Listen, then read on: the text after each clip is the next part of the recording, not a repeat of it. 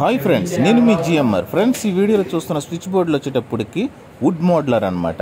అంటే ఎవరికైతే గోడల్లో చెక్క బోర్డులు పెట్టి, అంటే గతంలో ఏంటంటే చెక్క బోర్డులు వాడేవాళ్ళు గోడల్లో, అలాంటి సందర్భాల్లో ఆ సన్ గ్లాస్ షీట్ మీద, రైల్వే సన్ గ్లాస్ షీట్ అంటారు, ఆ షీట్ మీద స్విచ్లు కోసి బిగించడం జరుగుతుంది కదా. అలా కాకుండా ఇప్పుడు మనకేంటంటే అవి కనుక మీరు రిమోల్డ్ చేసుకోవాలనుకుంటే గోడల్లో ఉన్న చెక్క బోర్డులు తీయకుండా ఈ విధంగా మనకి వుడ్ మోడ్లర్ అనమాట. ఈ వీడియో మీరు పూర్తిగా చూస్తే ఒక అవగాహన వస్తుంది. పెట్టి తనకి గుడ్డు పెట్టు చక్కగా.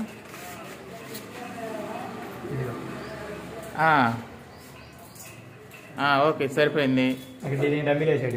అంతే, సరిపోయింది. Okay, next 12 model, 16 model.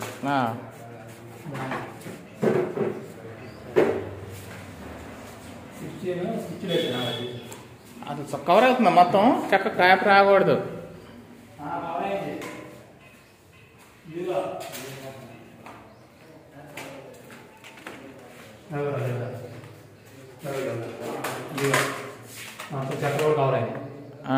Cover అయిందా? కవర్ అయిపోయింది, చూసి మరి ఎంత బయట కనపడుతుంది, గోడ వస్తుంది అన్నాడు అక్కడ. అదిలే, అది కొద్దిగా సరిగ్గా అది డమ్మీ అయితే సరిపోయింది. ఏది చూసినా అదే ఇంకేం లేదు. ఇంకదేనా? అదే ఏదో చెక్క కొట్టుకోవాలన్నా ఎక్కడ మీరు? చెక్క ఉందేమనుకున్నానండి నేను. ఇది దీనికి కొద్దిగా సెట్ అయింది, కొద్దిగా అటు ఇటుగా. ఇటు మొక్క చెక్క కూడా సెట్ చేద్దామని నేను అనుకున్నా మామూలుగా.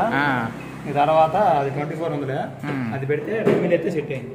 అంతే, ఇది వేస్తే నీట్ గా ఉంటుంది. ఇదే దానికి ఎందుకు లేనక దానికి సరిపోయింది. అవసరం ఏంటంటే ఈ కింద గోడి చెక్క కొట్టుకోవటం ఏదో చేసి ఫుల్ గా కవర్ అవుతుందిగా. ఇది కూడా స్క్రూలు అందుతుందా? ఇది పెట్టి అక్కడ స్క్రూలు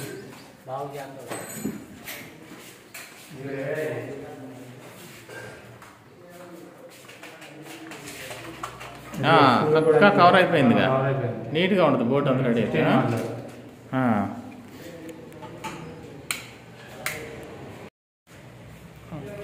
ఫ్రెండ్స్, ఇక్కడ గమనించాల్సిన విషయం ఏంటంటే గోడలో ఉన్న చెక్క బోర్డుకు తగ్గట్టుగా మీరు కొలతలు తీసుకొని అదే సైజుకు తగ్గట్టుగా మనకి వుడ్ మోడ్లర్ అందుబాటులో ఉన్నాయి బోర్డులు. మనకి మీరు ఐరన్ బోర్డుకి ఏ విధంగా అయితే సైజుల వారికి తెచ్చుకుంటారో అదే విధంగా తెచ్చుకుంటే నీట్గా ఉంటుంది. ఎటువంటి మనకి అదనంగా బయటికి రోతగా కనపడకుండా మొత్తం బోర్డు అంతా చక్కగా నీట్గా కవర్ అయ్యే విధంగా ఉంది.